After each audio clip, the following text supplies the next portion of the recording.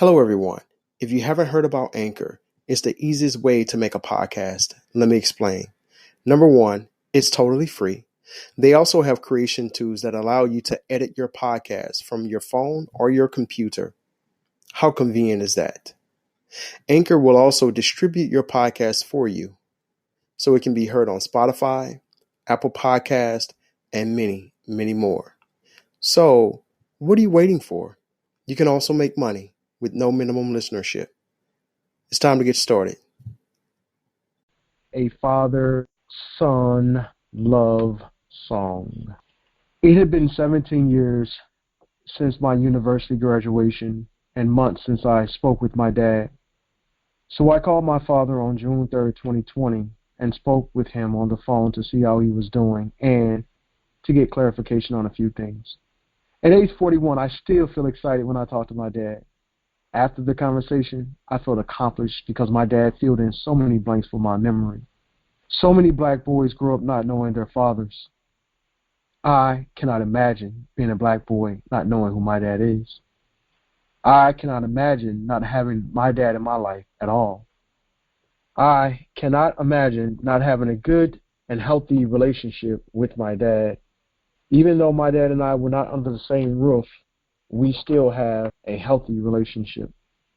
For this Father's Day 2020, why not connect with your dad or positive male role models in your life? You might want to develop or rebuild a healthy relationship with your dad or a positive role model. And this could be that once-in-a-lifetime opportunity.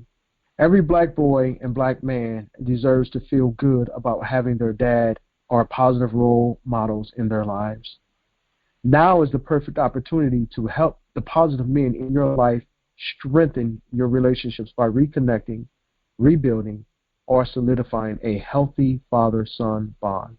With Father's Day coming up and the black man being the center stage of the world, it is the ideal time to make those connections, especially in this moment of uncertainty. I love and need my dad in my life, and I am still in the ongoing process of strengthening, rebuilding, and solidifying a budding relationship with my dad. I am creating the space so I can dance with my father again through my words, inspirations, podcasts, books, games, life, family, etc. At the same time, I welcome and am helping to foster a healthy relationship with my dad and their grandfather. Black children need to have a grandfather in their life as part of their immediate family. In this creation, I am setting the stage for all men to consider building and rebuilding healthy relationships with their fathers or the critical, crucial, and positive role models in their lives. For this Father's Day, I am sharing my fondest memories of my dad with my dad as a way of honoring my dad. Here is my father-son love song. I was born August 21st, 1979. My mother gave birth to me and took me straight to my granny's house. But my first memories of my dad occurred when I was about 5 years old, and it centered around an argument between my parents who both lived in Brooklyn, Illinois. My father wanted to spend some time with me. Unfortunately, we were not able to spend father-son time together at that time. However, I will not forget how he wanted me in his life. My dad played baseball and almost went pro, but after I was born, he gave that career up and joined the military in 1980. I saw my dad on brief occasions, and sometimes I went over to Grandma Bernine's house where he lived to see him. On one of those occasions, he was not home when I went to see him, but there was a large picture of me as a newborn in his bedroom. I felt a stronger bond and more respect for my father after seeing my baby picture he kept by his bedside. It was a considerable 3-foot by 2-foot image of me. Seeing that picture made me feel like I was the happiest child alive, and most importantly, I felt more loved by my dad. As I walked home, I wish I could spend more time with my dad and seeing him, especially when others tell me how much I looked like my dad. Another memorable incident concerning my dad centered around me punching the crush of my life in her stomach. On several occasions, our second grade teacher would say in the classroom that if a boy or man hits a female, that means he loves her. I did just that, and it landed me 5 whippings. The most emotionally devastating punishment came from my father.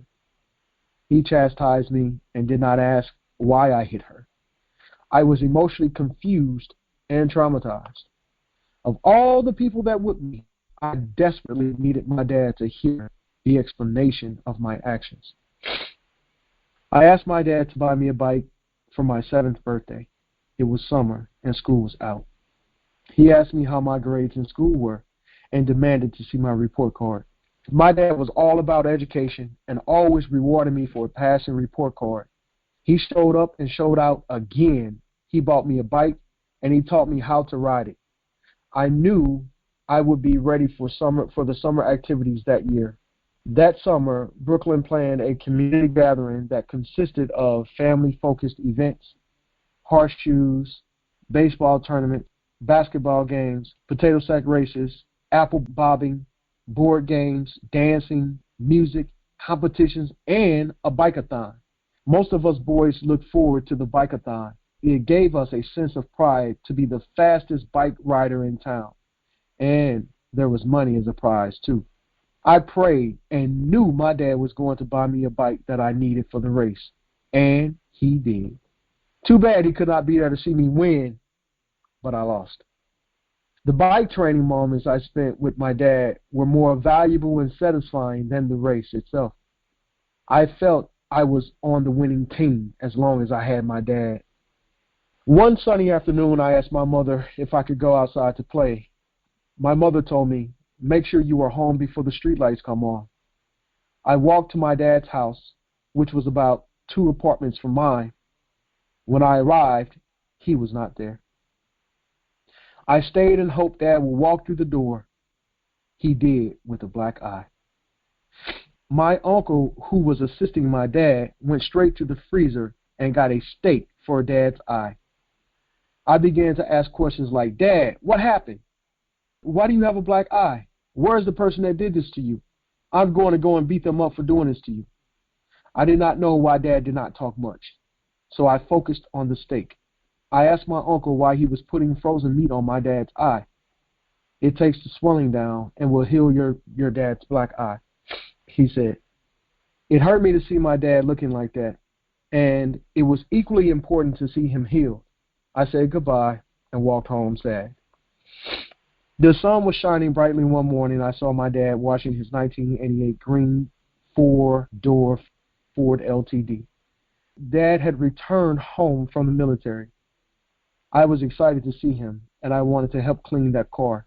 Dad said, "I'm finishing up and not with your good clothes on." He finally finished. He got in and put me on his lap and my hands on the wheel. I was excited because my dad was teaching me how to drive, and the entire town saw us. He let me blow the horn as we listened to "It Never Rains in Southern California." I thought that was cool. It became my favorite song, and every time I heard it play, I thought of Dad and our particular car moment together.